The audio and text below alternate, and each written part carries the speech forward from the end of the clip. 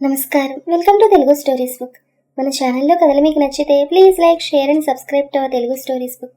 Hype ఇవ్వడం మర్చిపోకండి. ఈరోజు కథ లవర్ కమ్ హస్బెండ్ ఎపిసోడ్ 77.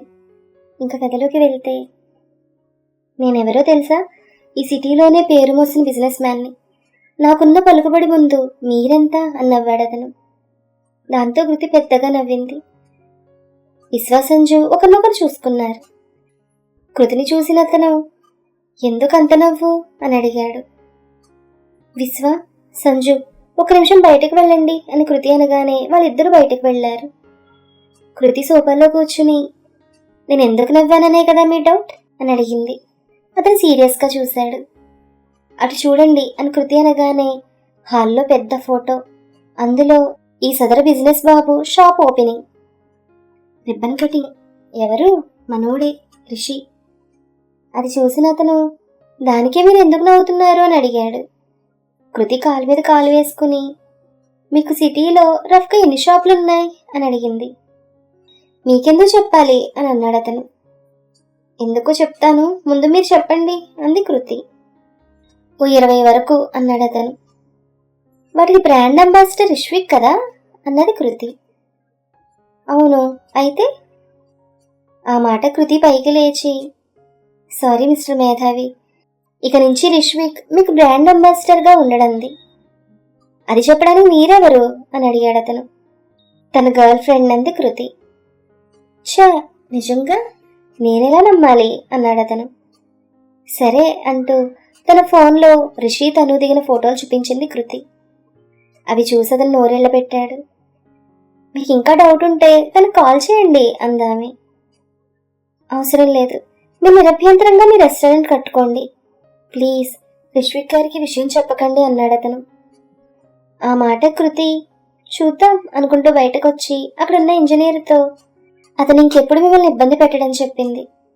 ఇంతలో అతను కూడా బయటకు వచ్చి, మీకు ఏదైనా హెల్ప్ కావాలంటే అడగండి, తప్పకుండా చేస్తాను అన్నట్లు లోపలికి రండి, కాస్త జ్యూస్ తాగి వెళ్ళొచ్చు అన్నాడు. ఈసారి చూద్దామనేసి వెళ్ళిపోయింది కృతి. మిగతా వాళ్ళు తను ఫాలో అయ్యారు. ఏం చెప్పావు, అంతలోనే మనసు మార్చుకున్నాడు గురుడు అని అడిగాడు సంజయ్. నిజమైన అబద్ధాన్ని అందంగా చెప్పానని నవ్వింది కృతి. అర్థం కాలేదే అని సంజయ్ అనగానే, ఇంకొదిలే, పాపం నా కోసం ఇంత దూరం వచ్చావు, థ్యాంక్ యూ, ఇంక వెళ్ళు అనగానే సంజయ్ వెళ్ళిపోయాడు. ఆ రోజు కృతి ఇంటికి వెళ్ళాక సుప్రజ నుండి ఫోన్. చెప్పక్క అంది. ఏంటి చెప్పేది? ఎంత చెప్పాను రమ్మని, వచ్చావా? లేదు. అబ్బా, ఫుల్ బిజీ అని చెప్పాను కదక్క, అయినా మీకు కావాల్సిన వాళ్ళ చేత ఓపెనింగ్ అంటగా అని అడిగింది కృతి. అది మీ బావగారి డెసిషన్, నాది కాదు అంది సుప్రజ. అబ్బో, ఎవరైతే ఏంలే, ఇంకేంటి, నువ్వే చెప్పాలే. వెళ్ళి 20 రోజులైంది, ఏమైనా సాధించావా? ఆ ప్రీతితో ఏమైనా కాంటాక్ట్లో ఉన్నాడేమో చూస్తానన్నావు, చూసావా? ఆ మాట కృతి, అక్క అన్నట్లు తొంగమొహం పంది ఇక్కడే ఉంది. ఎవరు, ప్రీతినా? ఇవాళ మధ్యాహ్నం చూశాను, దగ్గరకు వెళ్ళేసరికి తప్పించుకుంది. మరి తను నేను చూసిందా? చూడలేదు. మరి ఇప్పుడు ఎలా? పోనీ రిషి ఫోన్ చూడలేదా? ఎక్కడా, అది ఉన్నపోతాడు పాస్వర్డ్ చాలా స్ట్రాంగ్గా పెట్టాడు, ఏది కొట్టినా రాంగ్ చూపిస్తోంది. అయితే ఓ పని చెయ్యంటూ ఏదో చెప్పింది. అది విన్నా కృతి, ఓకే ఓకే, కానీ ఏదైనా తేడా జరిగితే? అమ్మో, వాడు వదలడు. మరి అక్కడే నీ టాలెంట్ బయటపడేది అని ఫోన్ పెట్టేసింది సుప్రజ. కృతి బాగా ఆలోచించింది. రిషిని తలుచుకోగానే ఈ మధ్య ఎందుకో సిగ్గు భయం వేస్తున్నాయి. దొంగ సచ్చినోడా, ఆ ప్రీతి విషయం తేలని, నీకు అప్పుడు ఉంటుంది నా చేతిలో.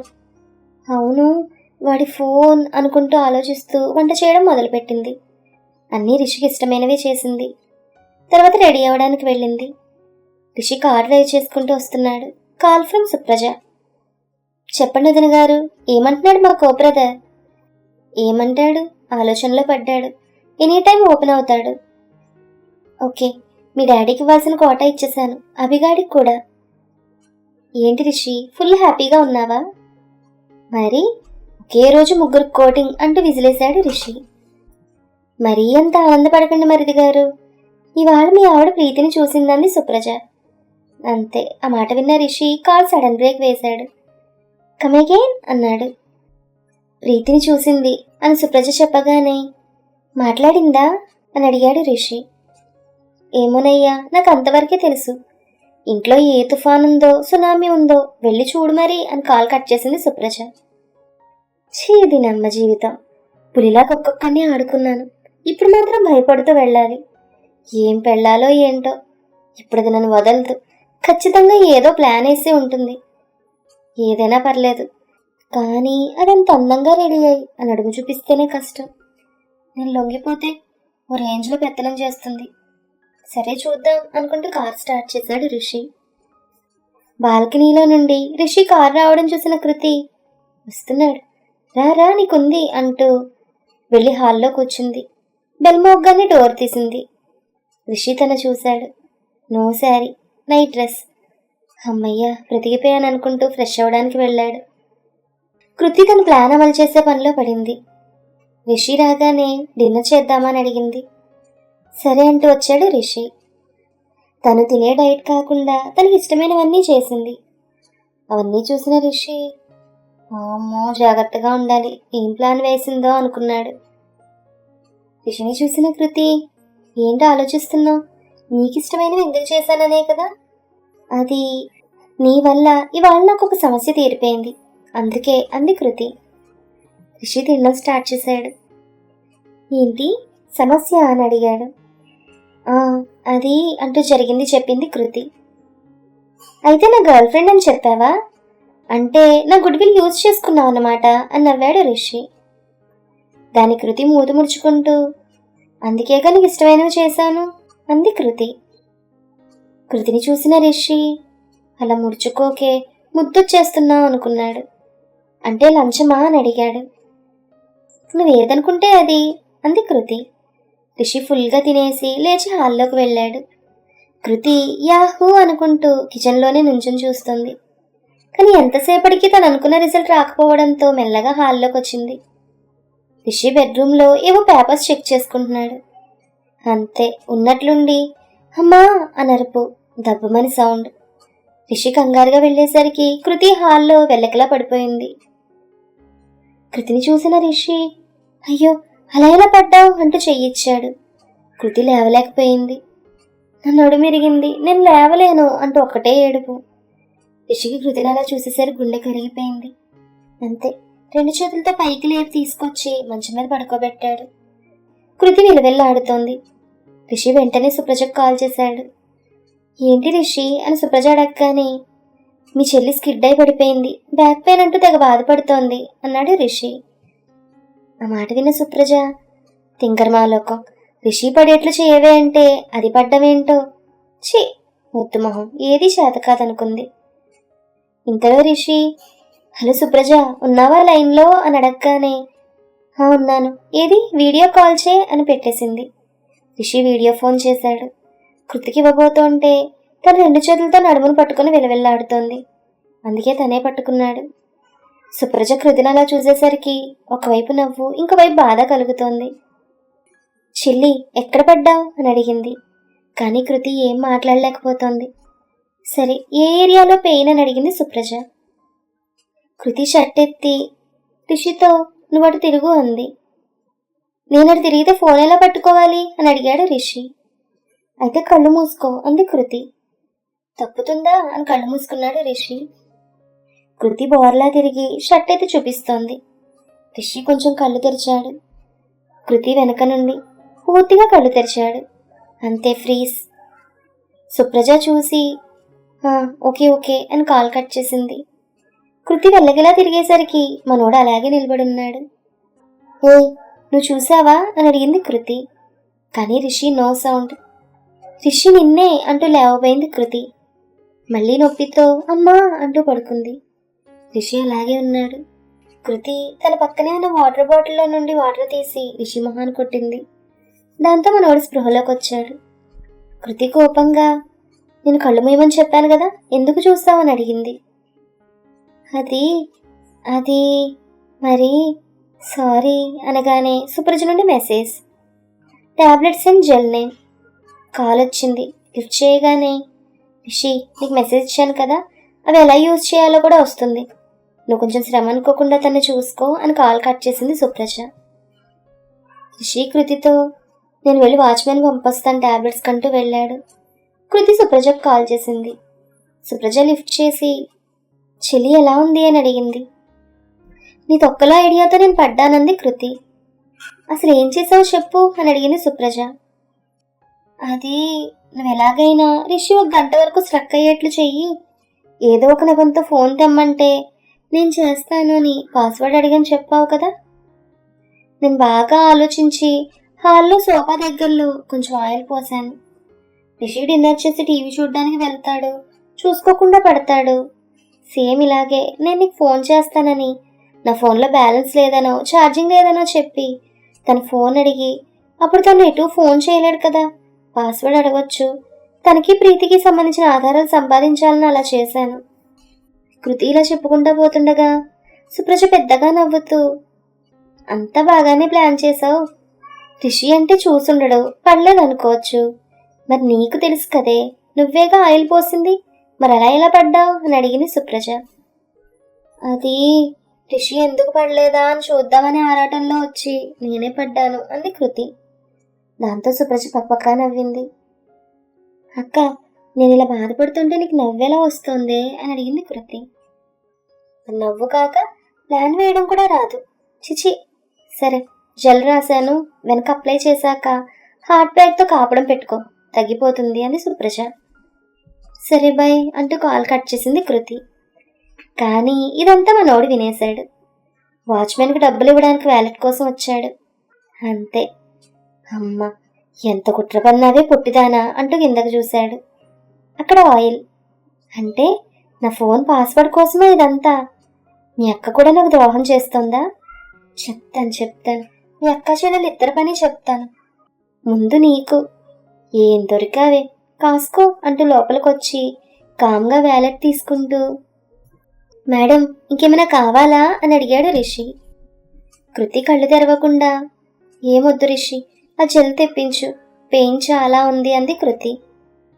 అయ్యో అలాగే అంటూ వెళ్ళిపోయాడు రిషి. 10 నిమిషాల తర్వాత వచ్చాడు. కృతి అంటూ స్వీట్గా పిలిచాడు. కృతి కళ్ళు తెరిచి ఏంటి అంది. లేచి టాబ్లెట్స్ వేసుకో అంటూ తను లేపి వెనుక సపోర్ట్కి పిల్లో పెట్టాడు. పెడుతూ కావాలని తన నడుమును పట్టుకుని వెనక్కి జరిపాడు. వాటర్ ఇచ్చి టాబ్లెట్స్ ఇచ్చాడు. జెల్ రాసుకో, నేను వెళ్ళి హార్ట్ బ్యాగ్ తెస్తానన్నాడు. కృతికి అనుమానం వచ్చింది. వీడేంటి నడుము అలా పట్టుకుంటున్నాడు, చూద్దామనుకుంది. జెల్ రాసుకుంది. రిషి హార్ట్ బ్యాగ్ ఇచ్చి పెట్టుకో అంటూ వెళ్ళబోయాడు. నేనెలా పెట్టుకోను అని అరిచింది కృతి. అది విన్నా రిషి, రాక్షసి, అవసరం నీదైనా అరుస్తావా, ఉండు నీ పని చెప్తాననుకుని. నేను మళ్ళీ చూశాను నువ్వే తిడతావు అన్నాడు రిషి. నువ్వు కళ్ళు మూసుకుని చెయ్యి అంది కృతి.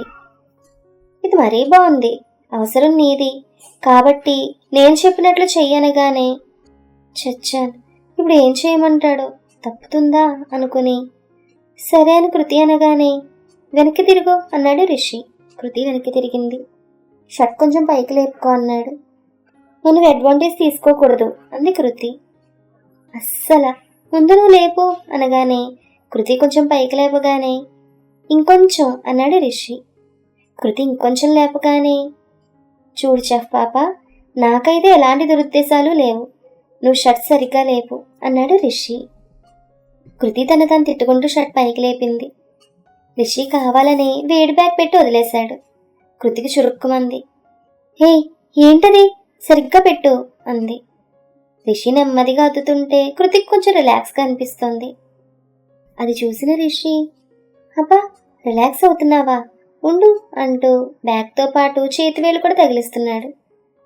కృతికి ఫస్ట్ డౌట్ రాలేదు, కానీ తర్వాత అర్థమైంది రిషి కావాలని తన వేళ్ళను తాకిస్తున్నాడని. మనోడు చూపు తిప్పకుండా చూస్తూ చిట్టి నడము, ఎంత ముద్దగా ఉన్నావే, 4 సంవత్సరాలైంది నీతో ఆడుకుని అని తన మనసులో అనుకుంటూ ఇంకా దగ్గరగా వచ్చి బ్యాగ్ తీసి చేతులు వేశాడు. కృతి తబ్బున తిరిగేసరికి తన మీద పడ్డాడు. ఇద్దరు ఒకరినొకరు చూసుకున్నారు. రిషి చూసే చిలిపి చూపులకి కృతి సిగ్గుతో కళ్ళు దించేసింది. రిషి కూడా అన్నీ మర్చిపోయాడు, పెదవులను అందుకున్నాడు. కృతి కళ్ళు మూసుకుంది. 2 నిమిషాల తర్వాత తన మీద నుంచి లేచి సారీ అన్నాడు. కానీ కృతి ఏం మాట్లాడలేదు. నీకేదైనా అవసరమైతే నన్ను లేపంటూ బెడ్ కట్ చివర పడుకున్నాడు రిషి. సారీ రిషి అనుకుంది తన మనసులో కృతి. ఇద్దరికి నిద్ర రావడం లేదు. ఇద్దరూ ఒకరి వైపు ఒకరు తిరిగి టక్కున కళ్ళు మూశారు. మళ్ళీ తెరిచారు. రిషి అని పిలిచింది కృతి. ఏంటి అని అడిగాడు రిషి. నిద్ర రావడం లేదా అని అడిగింది కృతి. లేదు అన్నాడు రిషి. ఎందుకో అంది కృతి. రిషి తన చేతితో కృతి పెదవుల్ని తాకి ఎందుకు అన్నాడు. నిన్నొకటి అడగనా అంది కృతి. అడుగు అన్నాడు రిషి.